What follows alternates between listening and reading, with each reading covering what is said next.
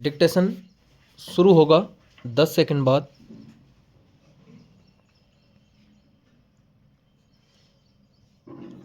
महंगाई देश के आम नागरिकों के लिए चिंता का विषय है।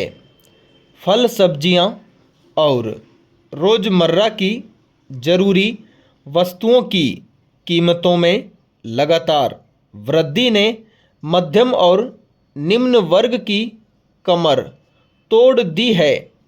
आमदनी सीमित है, लेकिन खर्चे लगातार बढ़ रहे हैं। महंगाई का सबसे अधिक असर उन परिवारों पर पड़ता है जिनकी आय स्थिर है। नौकरी पेशा लोगों की तनख्वाह उतनी तेज़ी से नहीं बढ़ती जितनी तेज़ी से बाजार में चीज़ों के दाम बढ़ जाते हैं। ऐसे में लोगों को अपनी ज़रूरतें कम करनी पड़ती हैं। बच्चों की शिक्षा, स्वास्थ्य और पोषण पर इसका प्रभाव दिखाई देता है।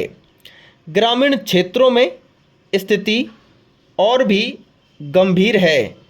खेती की लागत बढ़ने से किसान परेशान हैं। वहीं शहरों में मकान का किराया और परिवहन खर्च बढ़ने से गुजर बसर कठिन होता जा रहा है। आज महंगाई से हर आदमी त्रस्त है। यह सामाजिक असंतोष का कारण भी बन गई है। सरकार को चाहिए कि आवश्यक वस्तुओं की कीमतों पर नियंत्रण रखे, रोजगार के अवसर बढ़ाए और गरीब तथा मध्य वर्ग को राहत देने वाली योजनाओं को प्रभावी ढंग से लागू करे। इसके साथ ही जनता को भी बचत और संतुलित खर्च की आदत अपनानी चाहिए। पैरा दिल्ली में हुए एआई सम्मेलन ने भविष्य के स्वप्न से कहीं अधिक बदलाव लाने की क्षमता को रेखांकित किया। एआई पहले से ही रोजगार का स्वरूप बदल रही है। भारत में दुनिया की सबसे ज़्यादा युवा आबादी है। इसमें 65% से अधिक जनसंख्या 35 वर्ष से कम उम्र की है, जो इस जनसांख्यिकीय शक्ति को आर्थिक रफ्तार के इंजन के तौर पर पेश करती है। भारत का उद्देश्य डिजिटल उपनिवेश बनने के बजाय एआई को मानव केंद्रित बनाना है। इसके साथ ही कृत्रिम मेधा, रोजगार के नए मौके के साथ साथ डेटा और सुरक्षा और मौजूदा नौकरियां जाने की गंभीर चुनौतियां भी लेकर आई हैं। भारत के सामने दुनिया की तीसरी सबसे बड़ी एआई महाशक्ति बनने का स्पष्ट लक्ष्य है। कोई दो मत नहीं कि एआई सम्मेलन से भारत को वैश्विक भागीदारी के मामले में बड़ी बढ़त मिली है। यह हमारे देश को तकनीकी क्षेत्र में अग्रणी बना सकती है। पैरा कैंसर आज दुनिया की सबसे अधिक भयावह बीमारियों में से एक है। प्रतिवर्ष कैंसर से पीड़ित लाखों मरीज मौत के मुंह में समा जाते हैं। हमारे यहाँ भी यह काफ़ी तेज़ी से फैल रहा है। कई बार तो कैंसर का बहुत देर से पता चलता है। जल्दी पता चल जाए तो काफ़ी मामलों में इसका इलाज संभव है। कुछ वर्ष पहले तक कैंसर को लाइलाज रोग माना जाता था, पर अब समय रहते अगर कैंसर की पहचान कर ली जाए तो इसका उपचार किया जा सकता है। स्वस्थ जीवन शैली अपनाकर इस बीमारी की संभावनाओं को काफ़ी हद तक कम किया जा सकता है।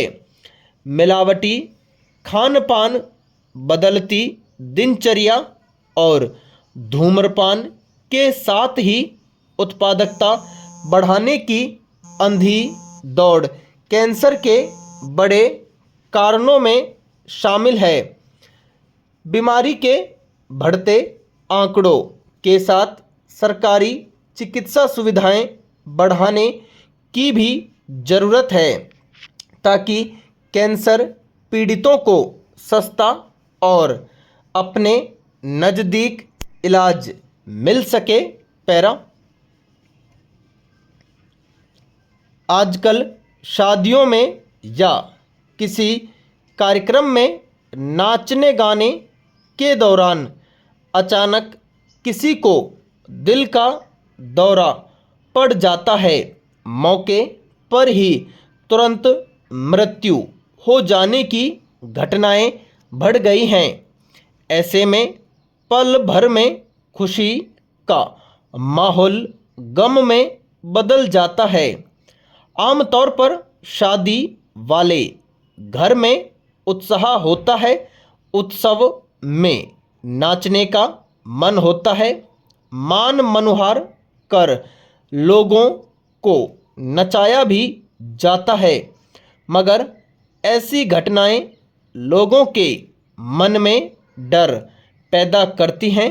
सवाल है कि दिल का दौरा पड़ने की घटनाएं क्यों बढ़ रही हैं? इसको लेकर कहीं कोई चिंता नहीं, कहीं कोई चिकित्सीय शोध नहीं। हमें अपनी तरफ से कुछ सावधानियां बरतनी चाहिए, जैसे बैंड बाजे, ढोल या डीजे की आवाज़ बहुत ज़्यादा न हो, खुला वातावरण हो जहां ऑक्सीजन की कमी न हो। यदि किसी को दिल से संबंधित बीमारी है तो वह अपना ध्यान रखे। पैरा धर्म अपने पात्र का चुनाव स्वयं करता है। वह किस स्वरूप में अपने आप को प्रकट करेगा यह पात्र की प्रकृति पर निर्भर करता है। किसी मनुष्य में धर्म उच्च स्तर की भक्ति के रूप में प्रकट होता है तो किसी अन्य मनुष्य में कर्मशीलता के रूप में।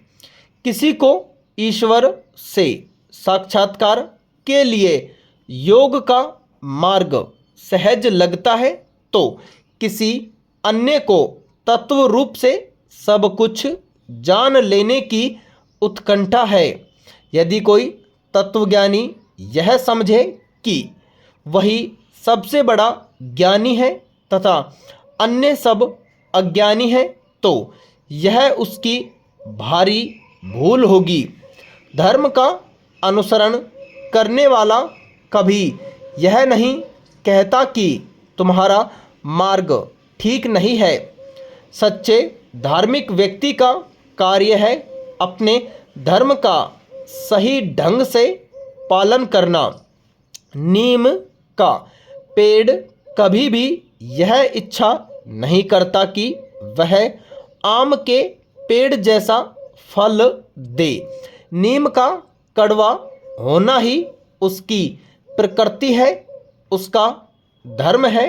पैरा मेरा कर्म तुम्हारे कर्म से अलग प्रतीत हो सकता है, परंतु मेरा धर्म तुम्हारा धर्म अलग नहीं हो सकता। वस्तुतः सत्य मात्र इतना ही है कि धर्म पात्र के अनुसार विभिन्न भाव धारण करता है। धारा का उद्गम एक ही होता है, आगे चलकर वह कितनी ही धाराओं में विभक्त हो जाए, उससे जल की प्रकृति पर कोई प्रभाव नहीं पड़ता।